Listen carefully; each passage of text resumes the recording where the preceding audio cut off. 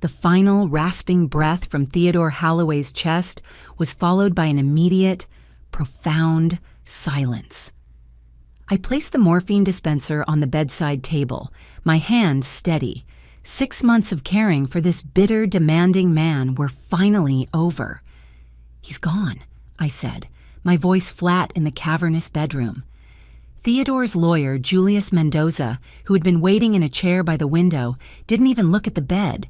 He just cleared his throat, the sound like gravel rattling in a can. "At the moment of Mr. Holloway's passing," he announced, his voice booming with rehearsed finality, "the will is to be read. It stipulates that his entire estate is left to the daughter he was forced to place for adoption decades ago." I paused, my hand halfway to the door. It was an odd detail to announce to the caregiver, but I was too tired to process it. I just wanted to pack my small bag, collect my final check, and leave this mansion. I turned to leave. I had done my job. "Ma'am, please wait." I stopped and looked back. Julius Mendoza was standing now, his gaze sharp and analytical. He was a tall man, impeccably dressed, and he looked at me not like an employee, but like a piece of a puzzle he was just starting to assemble. "I need you to remain for the official reading. It's a stipulation of the will." "With respect, Mr. Mendoza, I'm just the caregiver. My contract is over. I have no place here." "On the contrary," he said, tapping a thick, leather-bound folder, "you may have the only place here." He gestured to the chair he had just vacated. "Please, sit." Reluctance warred with curiosity. I was 62 years old, my husband long gone, and my savings had been annihilated by his medical bills. I'd taken this live-in job out of sheer desperation.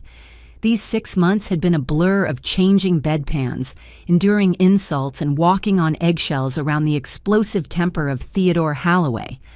I sat on the edge of the stiff-backed chair. The room was suddenly colder. Mr. Mendoza's assistant, a young woman with equally sharp eyes named Paulina, stepped forward with a notepad. "This won't take long," Mendoza said, though his tone suggested it would take exactly as long as he decided. He looked directly at me, his eyes pinning me to the chair. "If you're watching this video, tell me where you're from or what time it is for you."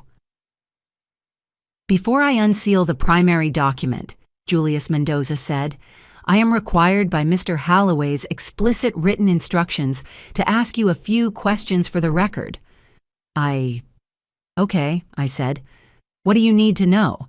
My employment details are with the agency." "This is not about the agency, Mrs." He paused, looking at a sheet of paper from his briefcase. "Collins, Margaret Collins. Is that your full legal name?" The question was so simple, but the intensity of his stare made my stomach clench. "It's Martha Calloway," I corrected him. "My late husband's name." "And your maiden name?" "Conway. Martha Conway." "I see." He made a note. "And your full legal name at birth? The name given to you by your adoptive parents?" A cold chill, sharp and familiar, crept up my spine. "How did you know I was adopted?" "Mr. Holloway was a very thorough man," Mendoza said, evading the question. "The name, please."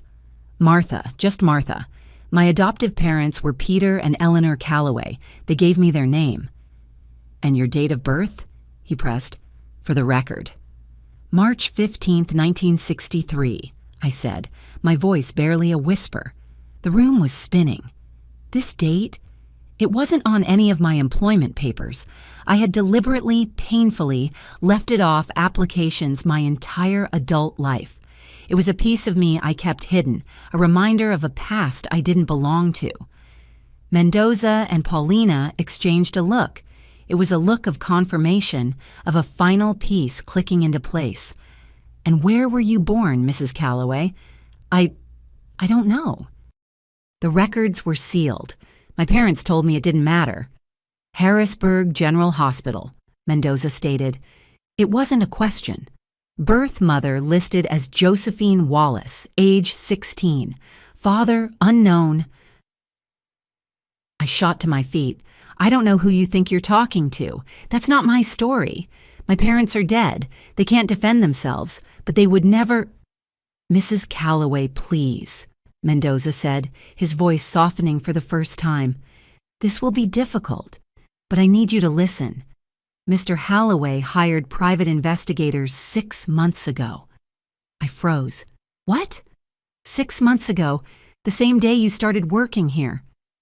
"The day I walked into this house, desperate and unassuming. The day Theodore Holloway, propped up on his mountain of pillows, had stared at me with those piercing blue eyes. He hadn't just been sizing up his new caregiver. He had me investigated?" The words felt like ash in my mouth. "He did." Paulina spoke up, her voice gentle. "He suspected something from your very first interview, Mrs. Calloway. He said you looked like a ghost." I thought back to that first day. The main agency had sent me, and I'd been terrified I wouldn't be good enough for this wealthy estate. Theodore had been brutal.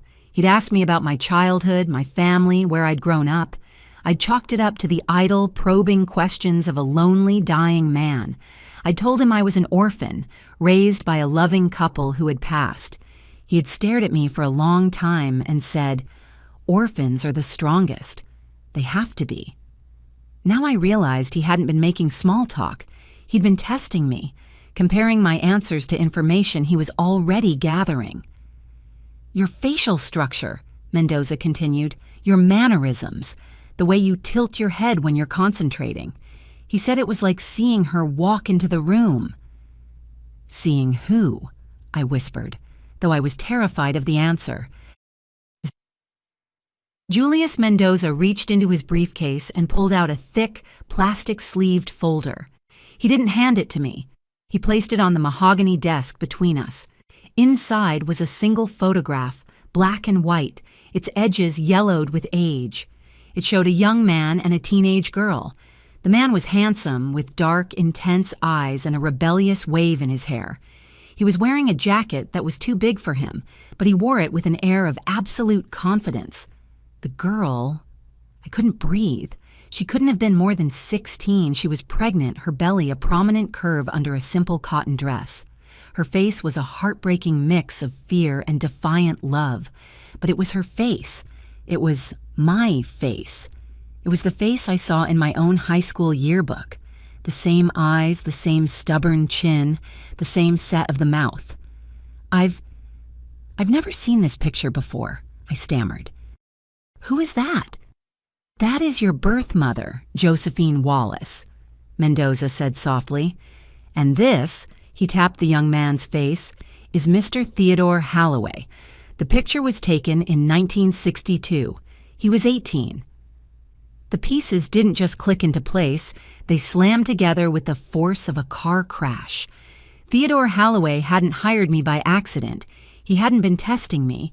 He had been searching for his daughter for over 40 years, and on the last stop of his life, I had, by some impossible twist of fate, walked right through his front door. But it was wrong.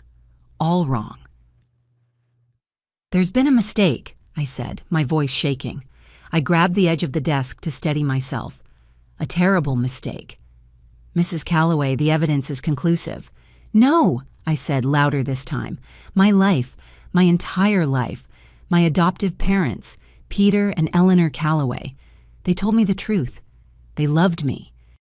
They would never, ever lie to me about something this important." Mendoza and Paulina just watched me, their faces a mask of professional pity. It made me angrier.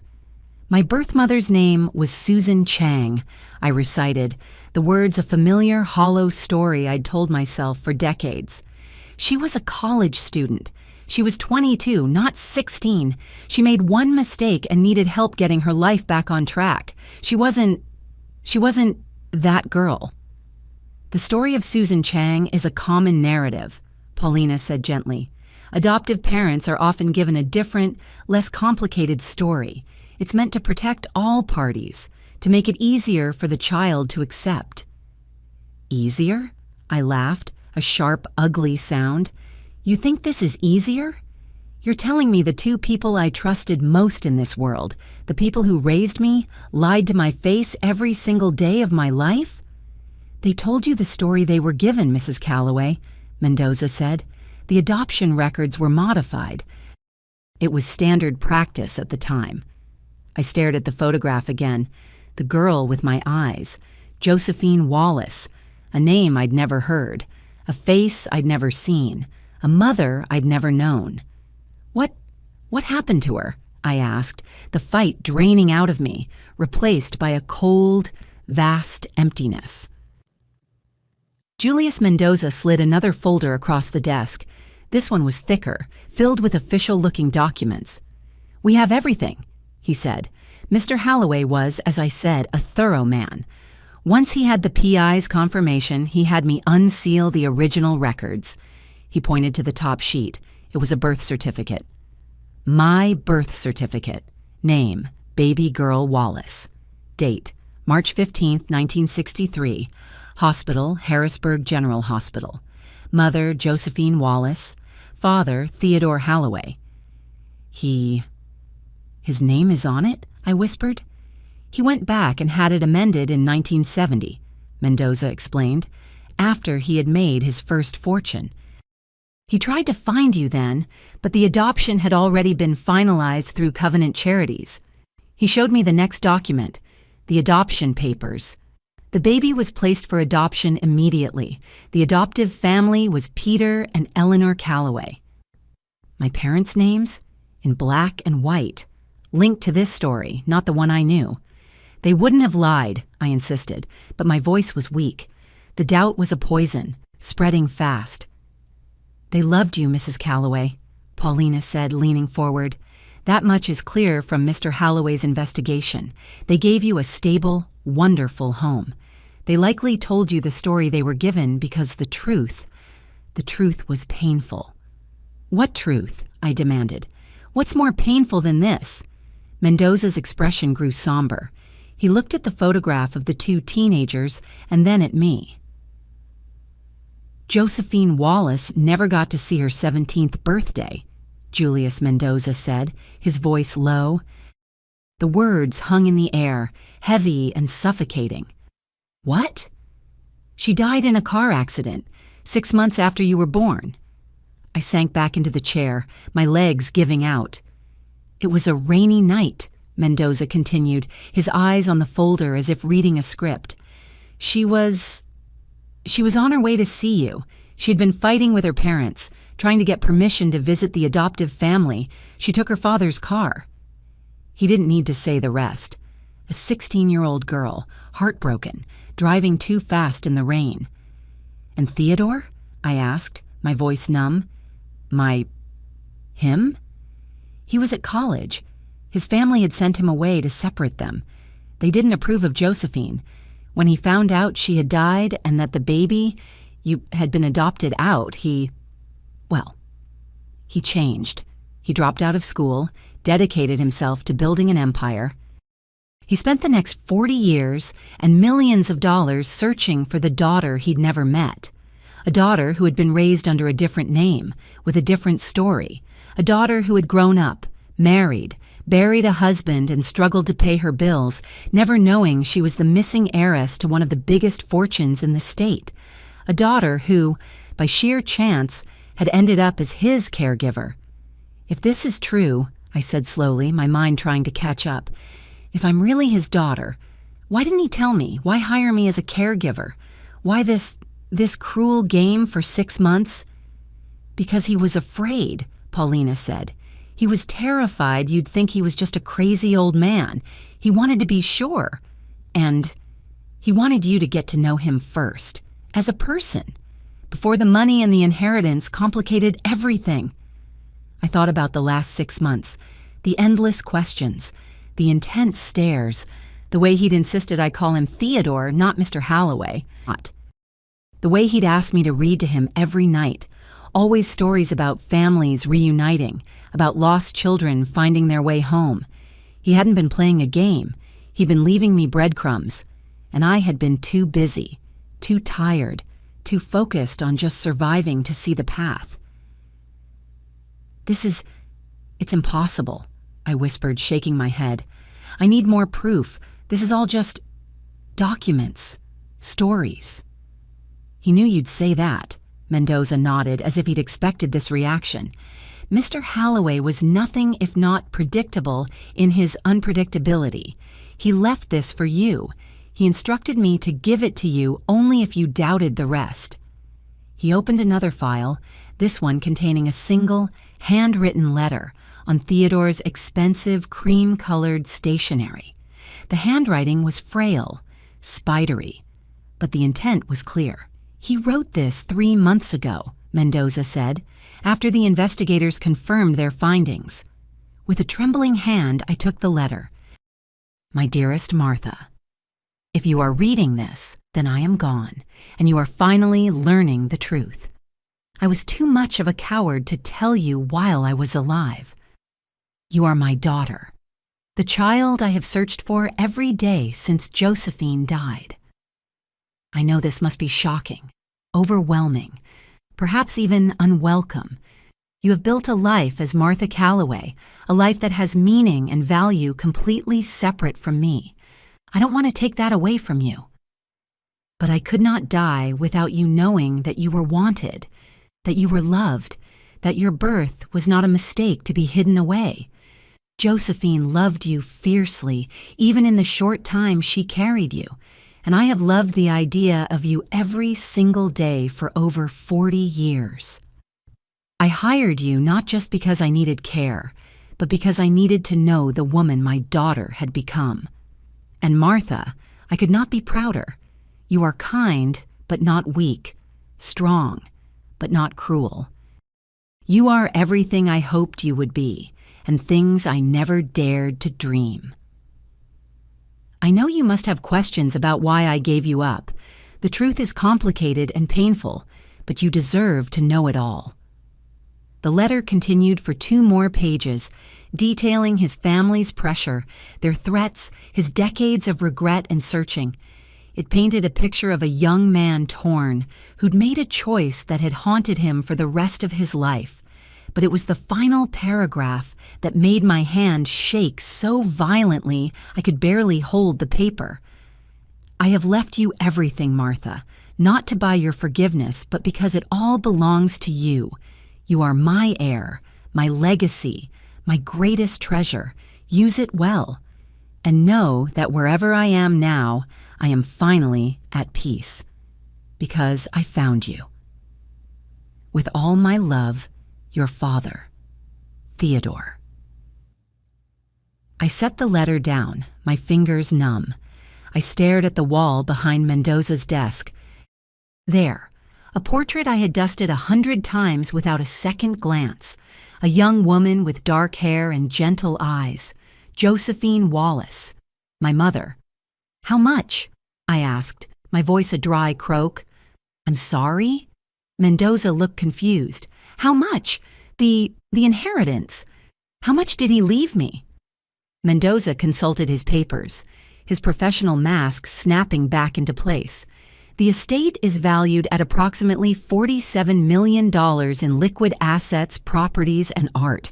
The business interests, Halloway Holdings, are valued at another $16 million. He looked up. In total, Mrs. Calloway, we are looking at roughly $63 million. I started to laugh. It wasn't a happy sound. It was the hysterical, unhinged sound of a mind-breaking. Here I was, a woman who had clipped coupons this morning, worried about my $800 rent, and I had just inherited enough money to buy a small country. There's one more thing, Paulina said gently, as if sensing I was about to fly apart. Something Mr. Halloway wanted you to have immediately, before anything else. Paulina reached into her briefcase and pulled out a small dark blue velvet jewelry box. It was old, the velvet worn smooth at the corners. It carried the weight of history. He asked us to give you this first, she said, placing it carefully in my shaking hands. I fumbled with the clasp. Inside, on a bed of faded silk, was a delicate gold locket. It was antique, tarnished at the edges, but clearly cherished. The front was engraved with a flowery, elegant J.W.S., Josephine Wallace. My fingers felt thick and clumsy as I tried to open it. Paulina reached out and gently clicked the tiny latch for me. It sprang open. On the left side was a tiny faded photograph of Josephine, the same young woman from the black and white picture, but this one was in color. She was smiling, radiant, her hand resting protectively on her pregnant belly. On the right side was an even smaller photo. A baby, swaddled in a hospital blanket, sleeping peacefully. A tiny, perfect infant. Me. This was me as a newborn. The only picture my birth mother had of me, the only picture I had ever seen of myself as a baby. Josephine wore this every day during her pregnancy, Mendoza explained, his voice quiet. After she died, her parents gave it to Theodore. He kept it all these years. He was hoping someday he'd be able to give it to you himself. I stared at that tiny face, that sleeping infant, and tried to reconcile it with the 62-year-old woman I saw in the mirror.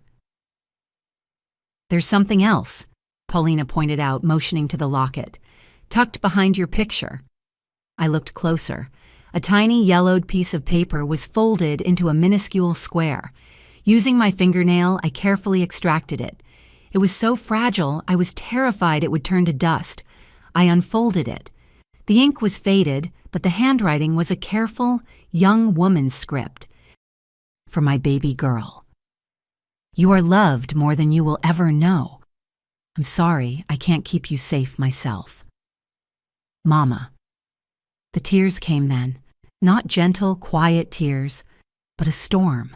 A sudden, violent squall of grief for a mother I'd never known and a father I'd only just found, moments after I'd lost him. Tears for 62 years of wondering and for 6 months of questions that finally, terribly, had answers. Take your time, Mendoza said softly. I nodded, wiping my eyes on the sleeve of my caregiver's uniform. What happens now? Now, Mendoza said, closing his briefcase. You are the owner of this house, this estate, and Holloway Holdings, which means, unfortunately, we have a lot of work to do, and we have to do it fast. Fast? Why? Because, Mrs. Calloway, he said, his face hardening, your father was a recluse, but he was not without family, and I guarantee, when they find out a caregiver they've never heard of just inherited $63 million, they will be here. And they will be ready for a war. The next morning, I woke up in a bed that cost more than my first car, Egyptian cotton sheets, a mattress that felt like a cloud, and windows overlooking acres of pristine gardens that, apparently, I now owned. For a split second, I forgot where I was. I reached for the cheap plastic alarm clock that wasn't there. Then it all crashed back.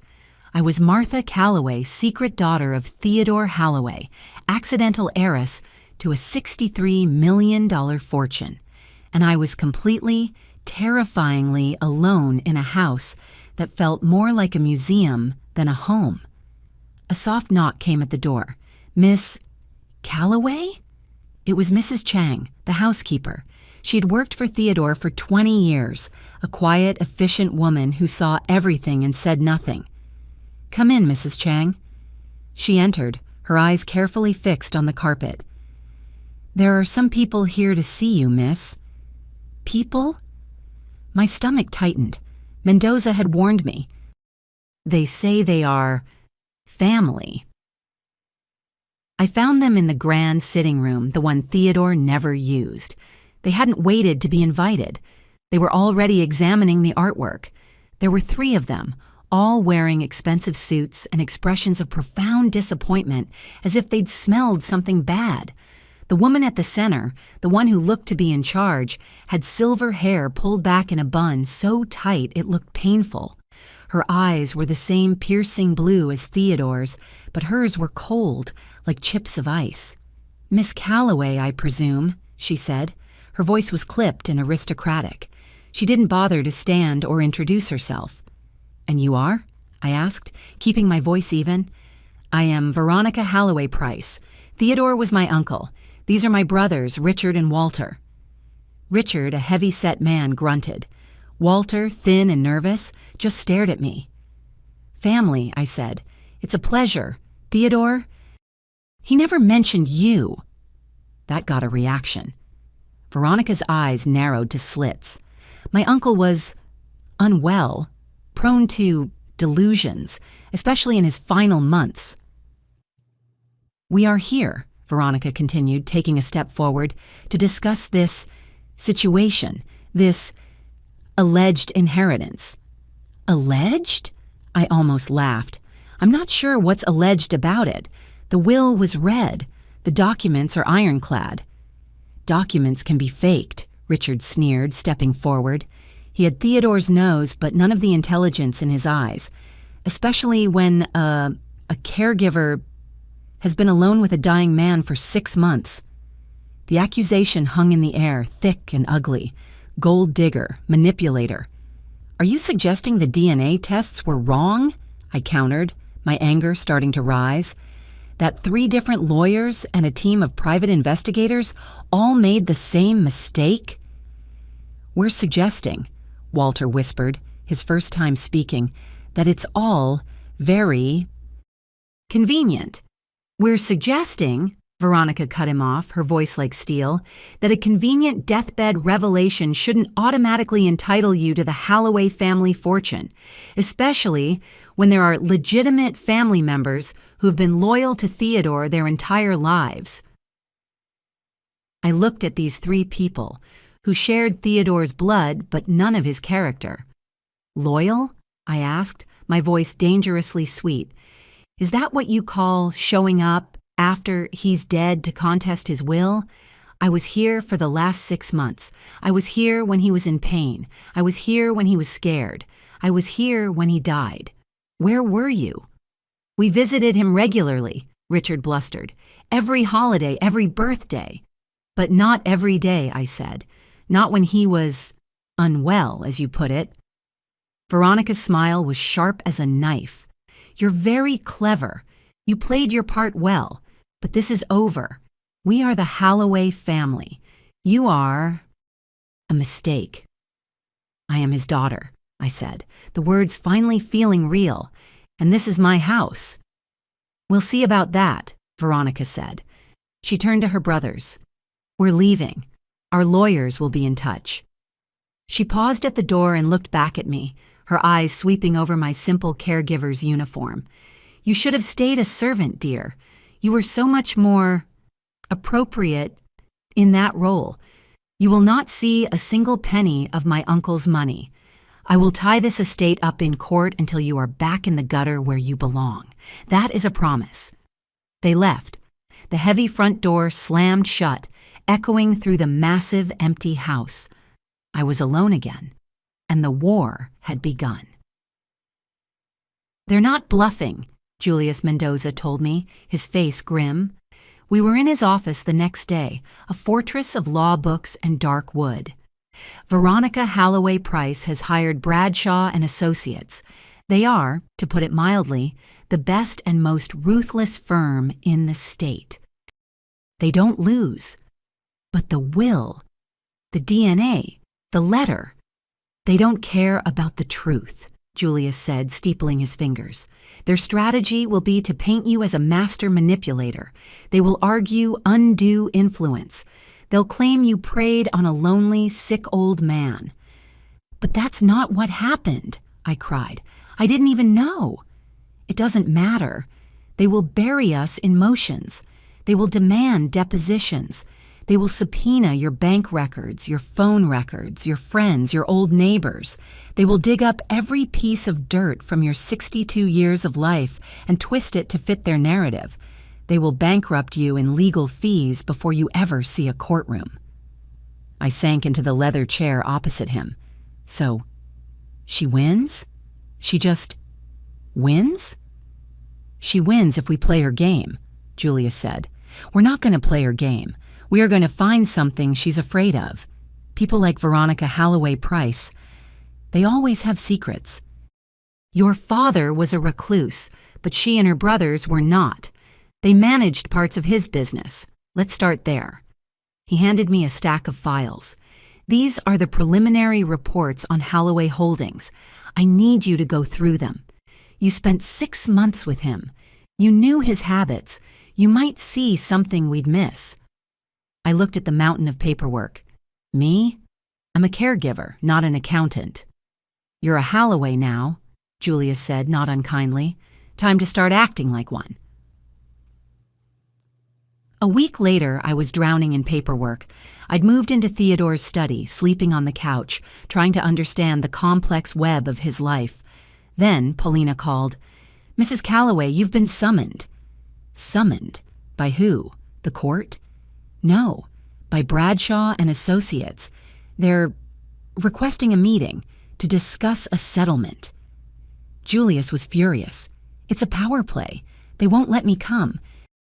They want to get you in a room alone, intimidate you, and see if you'll break." "So I don't go," I said. "No," Julius said, a slow smile spreading across his face. "You go. You go, and you listen, and you show them, in no uncertain terms, that you are not the woman they think you are." The offices of Bradshaw and Associates were designed to intimidate. All glass, steel, and suffocating silence. I was led into a conference room with a view of the entire city. Veronica was there, flanked by her 2 brothers and a shark in a suit I assumed was the lead lawyer. "Mrs. Calloway," the lawyer said, not bothering to stand. "Thank you for coming. We wanted to make this unpleasantness go away quickly, for the sake of the family." "I'm not the one making it unpleasant," I said. He ignored me, sliding a single piece of paper across the table. It was a check. $50,000, he said.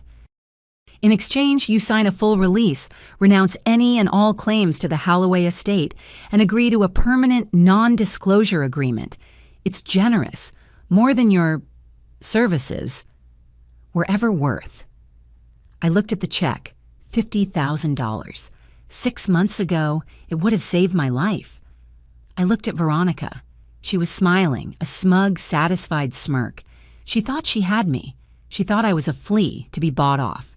I picked up the check. I studied it. "It's a very generous offer," I said. Richard snickered. "Take the money, lady. It's more than you'll ever see." I smiled.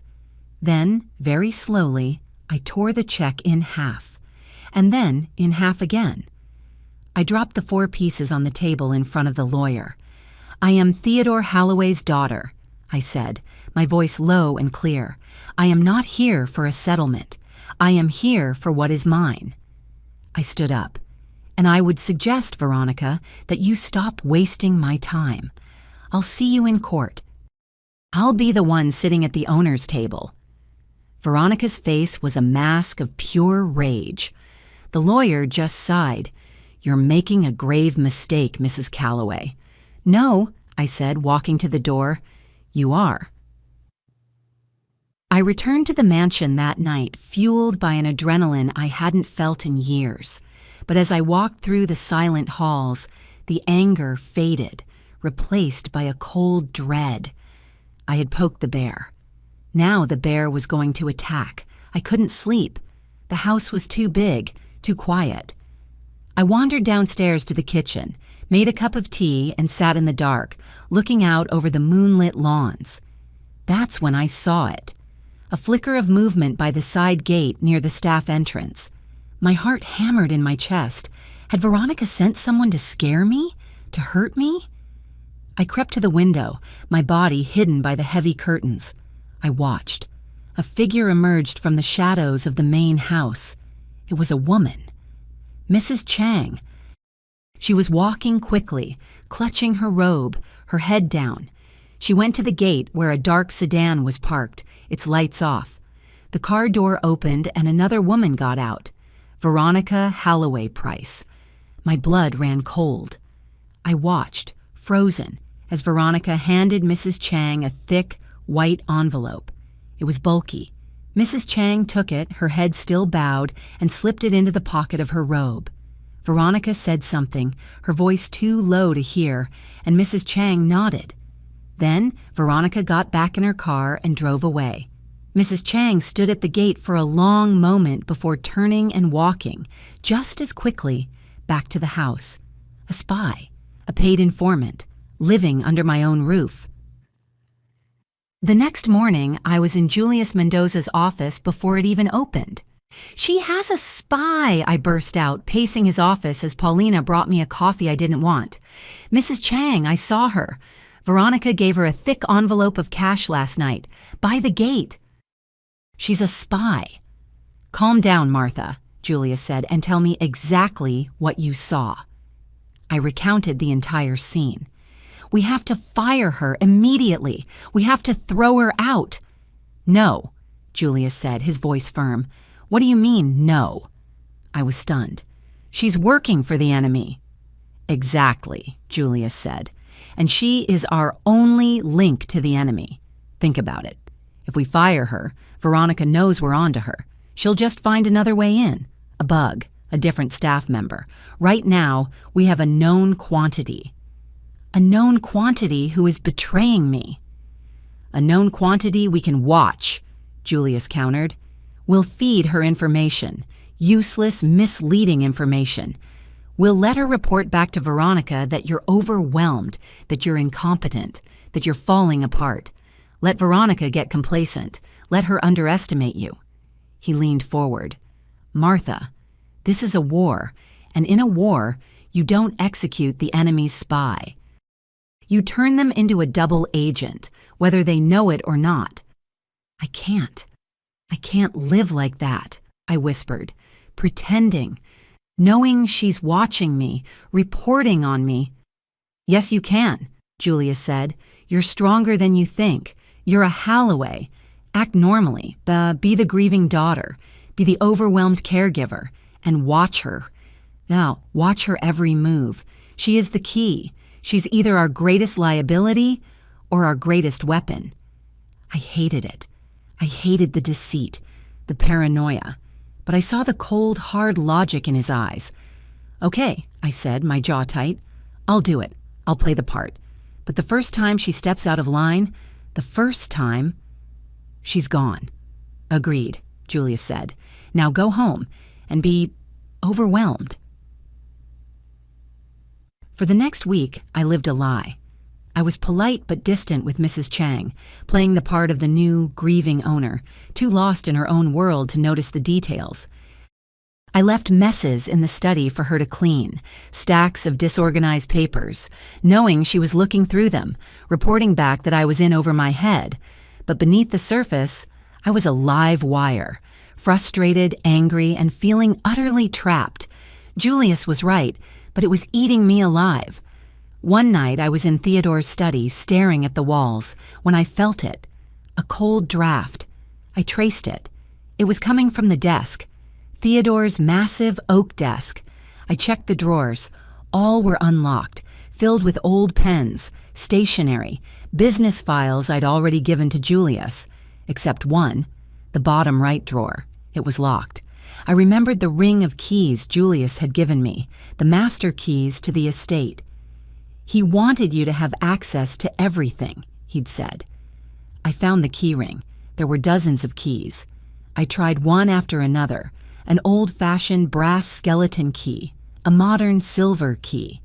Finally, a small, intricate-looking key, one I'd overlooked, slid into the lock. It turned with a satisfying click. I pulled the drawer open. It wasn't a normal drawer. It was a false front. Behind it was a deep, metal-lined cavity, a safe, and inside, a single thick, leather-bound ledger. My hands were shaking. This was it. This was what Mrs. Chang hadn't found, what Veronica didn't know about. I opened the ledger. It wasn't a ledger, it was a scrapbook, a file, Theodore's secret file. The first pages were heartbreaking. Decades of letters, copies of letters, sent to dozens of private investigators and adoption agencies. "I am searching for my daughter.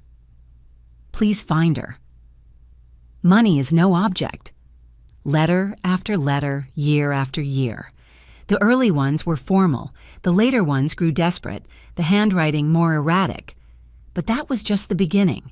Tucked into the back were other documents, financial documents, bank records.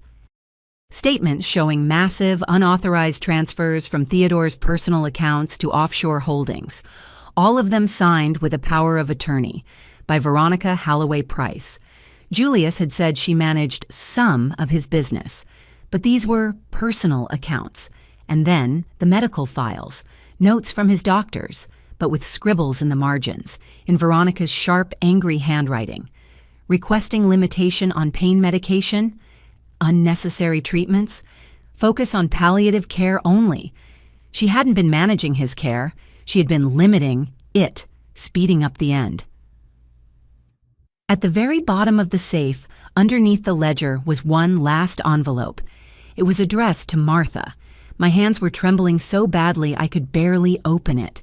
It was another letter in Theodore's shaky hand. This one was dated just 3 weeks before he died. My dearest Martha, if you are reading this, it means you have found it, and it means I am gone. But more importantly, it means Veronica did not find this first. She is a thief and a liar. I am hiding this here because she searches my study regularly. She thinks I am too sick, too drugged to notice. But I see everything. She convinced me to sign a limited power of attorney when I was weak from the chemotherapy. She has been exceeding that authority for years, moving my money, stealing from me. But that is not the worst of it. She knows who you are, Martha. She found out from her own investigator months ago. She confronted me. She threatened me. She said if I ever contacted you, if I ever told you the truth, she would have me declared mentally incompetent. She would use my medical records, my chemo brain, against me. She would take everything and make sure I died alone, and that you never knew. I should have been braver. I should have told you the moment you walked into my life, but her threats terrified me, not of losing the money, but of losing you before I even had a chance to know you. I have been gathering these papers for you, to protect you. Use them. Use them to expose the truth and take back what is yours. You are everything I hoped for. You are more than I deserved. Don't let them steal what belongs to you. All my love, Dad. The word, Dad. It hit me like a physical blow. The one word I'd never gotten to say to him. The one word he'd never gotten to hear from me. He'd known he was dying. And he had spent his last painful weeks not just getting to know his daughter, but building an arsenal to protect her after he was gone. The tears were blinding me. I fumbled for my phone, my fingers slipping on the screen. I dialed Julius. He picked up on the second ring. Mendoza. Julius, I sobbed, the name a strangled sound. Julius, I found it. Martha, what's wrong? What happened? He was all business, his voice sharp. I found it. Everything. I tried to explain. The locked drawer, the ledger, the letters, the bank transfers, the medical files. The letter, I choked out. He called me Dad. He signed it Dad. There was a silence on the other end. Martha, Julius said, his voice firm but gentle, listen to me. Do not touch anything else. Do not move anything. Lock that drawer. Lock the study. Do you have Paulina's number? Yes, she's in my contacts. Call her right now. She lives closer than I do. Tell her it's a code red. Tell her to get to the house immediately. I'm on my way. We are not letting that evidence out of our sight. I hung up and called Paulina. Code red, I whispered. On my way, she said, and the line went dead. I locked the drawer. I locked the study, and I sat on the floor in the hallway clutching the letter and waited. Hours later, the study was a hub of activity. Julius and Paulina were wearing gloves, carefully cataloging and photographing every single document. This is it, Julius said, his voice alive with a lawyer's predatory excitement. This isn't just a smoking gun, Martha. This is a ballistic missile, financial elder abuse, medical interference, blackmail. It's more than that, Paulina said, holding up the financial records. These offshore accounts, this is criminal. This is jail time, serious jail time. What do we do now? I asked, feeling numb. Now, Julius said, we secure this. We'll take the originals to a bank vault in the morning. We'll file a new motion. We're not just defending the will anymore. We're going on the offensive. We're going to have her disbarred from managing the estate, and we're going to petition the DA for a criminal investigation. They worked for hours. Finally, around 3 a.m., they had 2 locked briefcases. We'll sleep here, Julius said. You take one, I'll take the other. We don't let them out of our sight. First thing at 8 a.m., we go to the bank. Okay, I said, taking the heavy case. It felt like it weighed 1,000 pounds. I went to my new bedroom, Theodore's old bedroom. I locked the door, wedged the briefcase under the bed, and lay down fully clothed, my heart hammering a hole in my chest. I must have drifted off. The sound that woke me was the unmistakable, sickening sound of glass shattering downstairs. My eyes flew open. My heart stopped. I grabbed the briefcase from under the bed. I fumbled for my phone. I dialed Julius, who was in the guest room down the hall. They're here, I whispered. Someone's in the house. Lock your door, he hissed. I'm calling 911. I heard a crash, closer this time. The study. They were in the study. The police were fast, but the intruders were faster. By the time we got downstairs, the study was gone. It was destroyed, ransacked. Books torn from shelves, furniture overturned, the heavy oak desk splintered. The bottom drawer, the one I had so carefully relocked, had been pried open with a crowbar. The false front was smashed. The metal safe box within was empty. The second briefcase, the one Julius had kept, was gone. They had come in through the French doors, gone straight for the desk, grabbed the briefcase, and left. They knew exactly what they were looking for. No, I whispered, sinking to my knees amid the debris. No, it's gone. It's all gone. The police were sweeping the grounds, but it was useless. They were long gone. Julius stood in the doorway, his face pale, his suit rumpled. They took it. They took everything. The originals. But I still have my case, I said, remembering. Under the bed. I ran upstairs, my heart pounding with a new, desperate hope. I slid my hand under the bed. My fingers met bare carpet. I dropped to my knees, frantic. It was gone. They hadn't just broken into the study. They had been in my room while I was sleeping. They had taken my briefcase, too. I walked back downstairs, my legs like lead. Julius saw my face. He didn't need me to say it. She knew, he said, his voice a low, dangerous growl. She knew we had them. She must have had the room bugged or watched. He looked past me down the hall. Mrs. Chang was standing there, in her robe, a look of pure, feigned terror on her face. Oh my goodness, she whispered. What happened? Julius and I locked eyes. We knew exactly what had happened. It's over, I said, sinking onto the one chair that hadn't been overturned. It's all gone. The letters, the bank records, the dad letter. It's all gone. Our paper case is gone, yes, Julius said, his voice grim. He was staring at Mrs. Chang, who was now helping the police, offering them coffee. They'll destroy it all, I said. It's my word against hers. And she's Veronica Holloway Price. I'm just the caregiver. No, Julius said, his eyes narrowing. You're not. And our case isn't gone. It's just changed. We don't have the paper, but we have the memory. He turned to me. We have the DNA. They can't steal that and they can contest it, but it's a solid match. That's our foundation. But it's not enough to prove the fraud, the abuse. No, he agreed. For that, we need the human element. He nodded, almost imperceptibly, toward Mrs. Chang, who was carefully picking up a broken vase. Her? I hissed. Julius, She's the one who told them. She's the reason they knew. She set us up." "Probably," he said, his voice quiet. "But she is also the only other person, besides you and Veronica, who was in this house for the last 6 months. She saw everything. She heard everything. She'll never testify for us. She's on Veronica's payroll.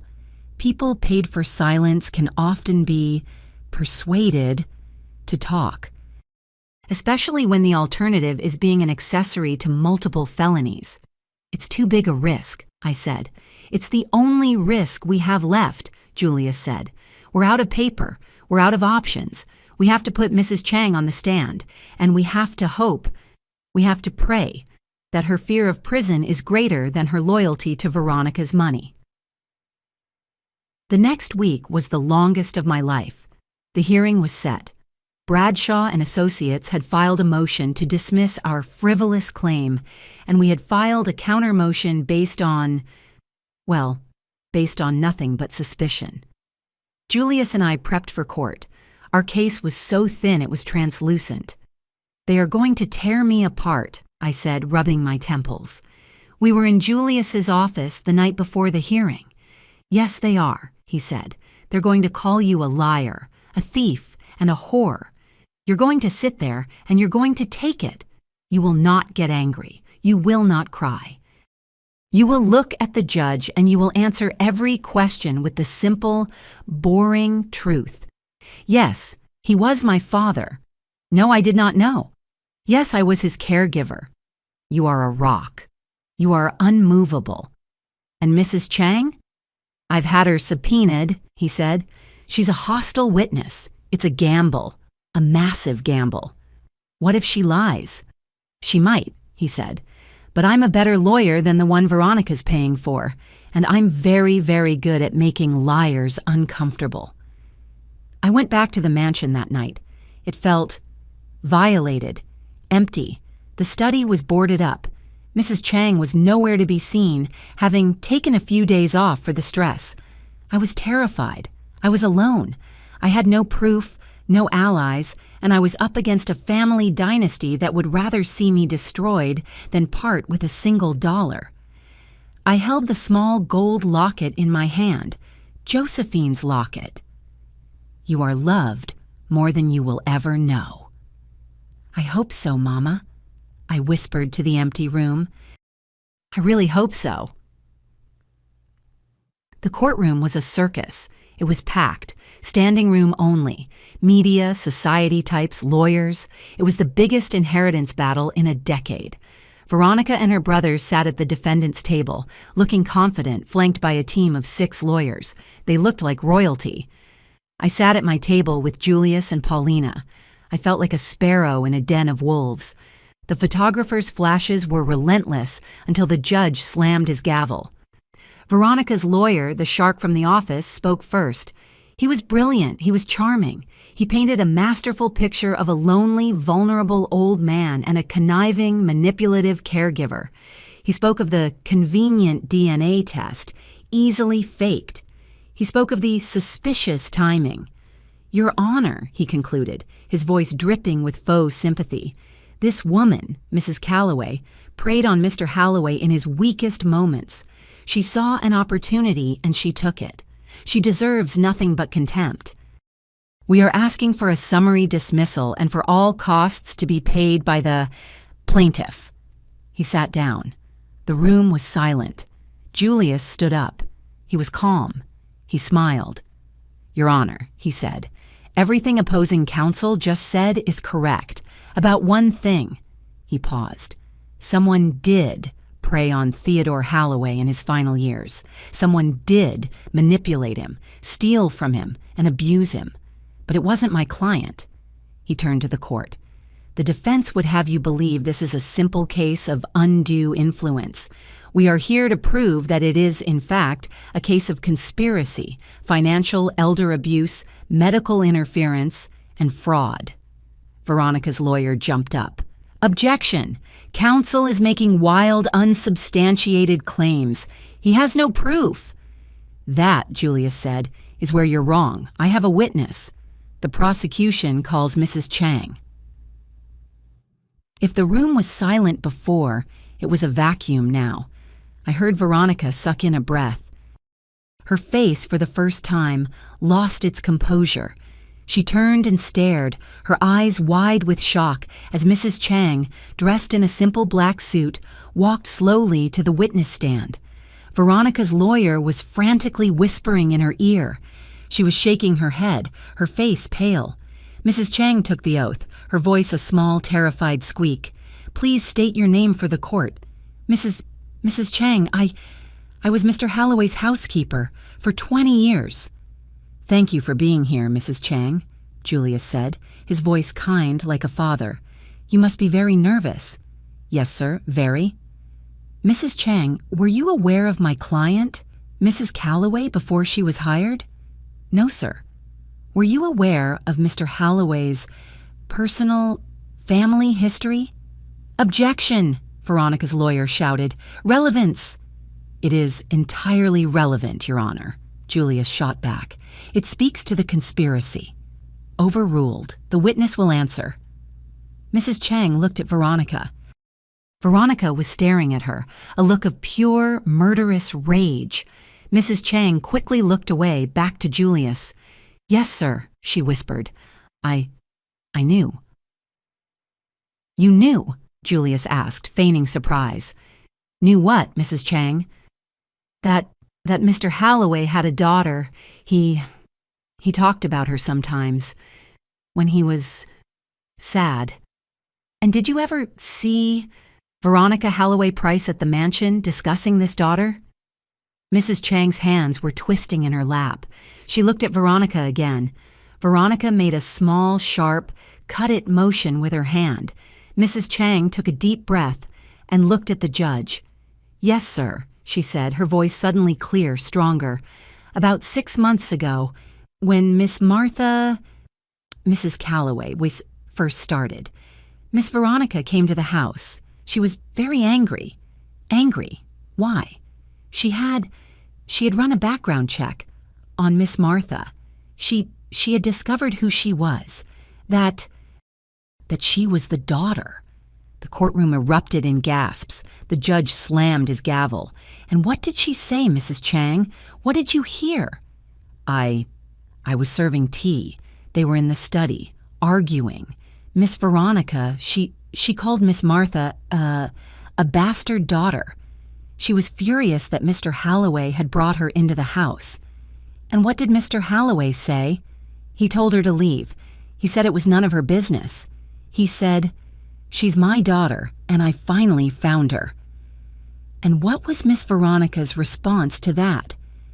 Mrs. Chang was crying now, silent tears rolling down her cheeks. She threatened him. She said if he told Miss Martha the truth, if he tried to change his will, she would have him declared mentally incompetent. She said she had his medical records, that she could prove he was senile. She said she would destroy them both. And, Mrs. Chang, did Miss Veronica ever give you money? Mrs. Chang nodded, ashamed. "Yes, sir. To keep quiet, to tell her what was happening in the house. My grandson, he needed surgery." "She paid you for your silence," Julius said, his voice booming. "She blackmailed her uncle, she threatened her cousin, and she paid you to be her spy. Is that correct?" "Yes, sir," Mrs. Chang sobbed. I'm so sorry, Miss Martha. I'm so sorry." Veronica's lawyer was on his feet, but it was too late. The damage was done. A desperate woman's testimony," he sputtered. "She's lying to save herself." But it was Veronica herself who sealed her fate. She shot to her feet, her face a mask of purple rage, her icy composure completely shattered. "She's lying!" Veronica shrieked, pointing a trembling finger at Mrs. Chang. "She's a stupid, lying old woman, and you—" She whirled on me. This is all your fault. You bitch! You waltzed into our family, into my house. You had no right. That money was ours. Miss Holloway Price, the judge yelled, slamming his gavel. "Sit down. You are in contempt." "So what if I knew?" she screamed, her voice cracking. "So what if I threatened him? He was a senile old fool. He was giving our legacy to a caregiver. We were the ones who took care of him. We managed his businesses." "While stealing from him, Miss Holloway Price?" Julius interjected, his voice quiet as a razor. "He was too sick to manage it," she screamed. "It was our right, our birthright, not hers." The courtroom was in chaos. The judge was yelling, and I just sat there. And for the first time, I smiled. She had done it. She had confessed to everything. It took 10 minutes to restore order. Veronica was forced to sit, and she was now sobbing, her mask of perfection utterly destroyed. Her brothers looked like they wanted to disappear. The judge stared at Veronica for a long, hard minute. His face was granite.